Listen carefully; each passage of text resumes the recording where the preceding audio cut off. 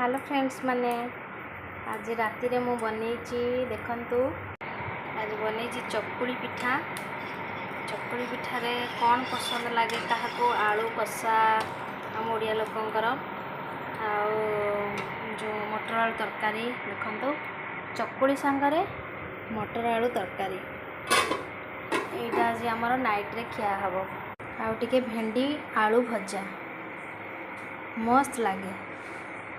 चकुली पिठा एमती गोटे जिनस जोटा गरम गरम ही इच्छा हुए मुझे गरम गरम करुच्ची आ छुआ मान नहीं जाऊँगी।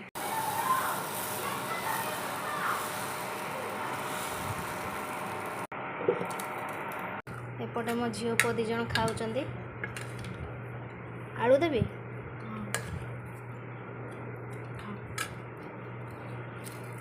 भल लगुच मामा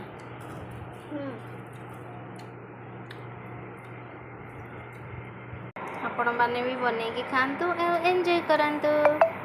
गुड नाइट।